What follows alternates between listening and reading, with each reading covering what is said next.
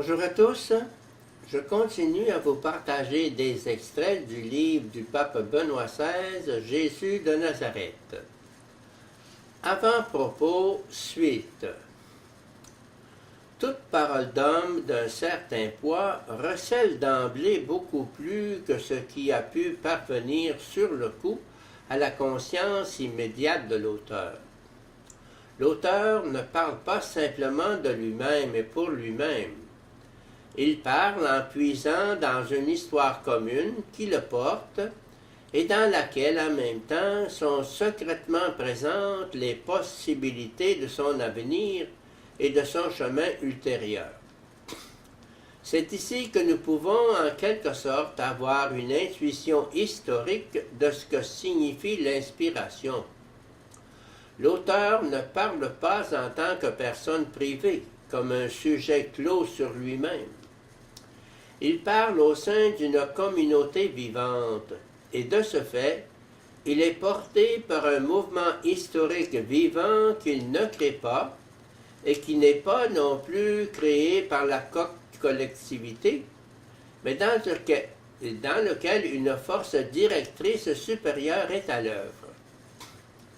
Les quatre sens de l'écriture ne sont pas des significations particulières juxtaposées, mais précisément des dimensions d'une parole unique qui va bien au-delà de l'instant. L'écriture est née d'un sujet vivant, le peuple de Dieu.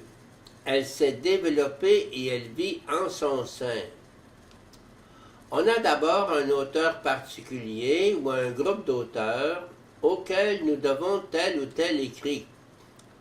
Mais ces auteurs ne sont pas des écrivains autonomes au sens moderne.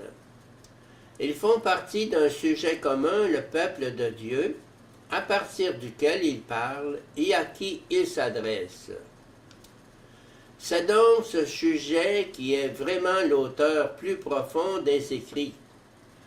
D'autre part, ce peuple n'est pas isolé. Il se sait guidé et interpellé par Dieu lui-même, qui est celui qui parle en profondeur à travers des hommes et leur humanité. Le lien avec le sujet peuple de Dieu est vital pour l'Écriture. L'Écriture ne vit justement que dans ce peuple. Le peuple de Dieu, l'Église, est le sujet vivant de l'Écriture. Ce qui implique évidemment que ce peuple admet lui-même qu'il se reçoit de Dieu et pour finir du Christ incarné, qu'il accepte aussi d'être organisé, dirigé et orienté par lui. J'ai voulu tenter de représenter le Jésus des évangiles comme un sujet réel, comme un Jésus historique.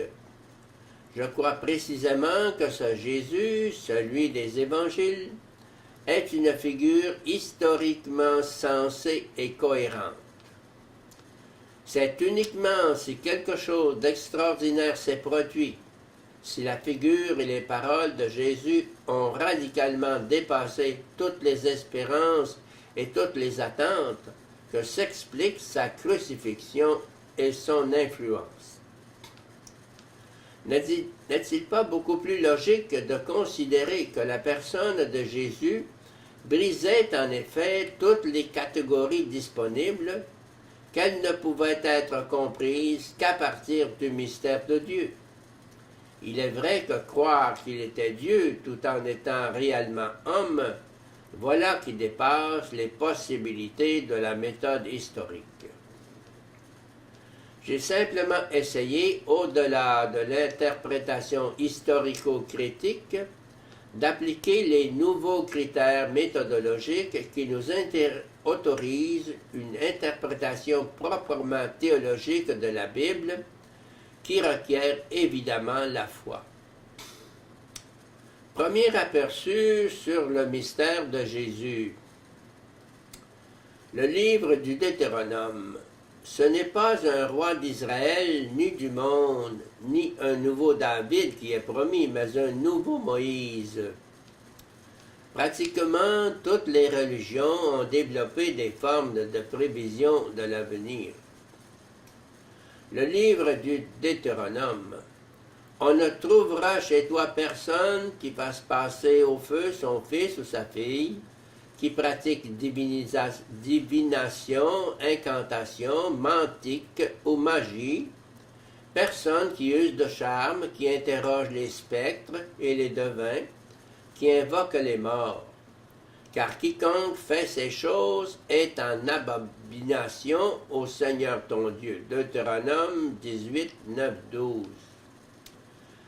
Saül, confronté au danger imminent d'une bataille contre les Philistins, il ne supporte plus le silence de Dieu, et il se rend à cheval chez une nécromancienne d'Endor. Le chapitre 18 du Deutéronome dénonce toutes ces façons. Au milieu de vous, parmi vos frères, le Seigneur votre Dieu fera se lever un prophète comme moi, et vous l'écouterez. Deutéronome 18, 15.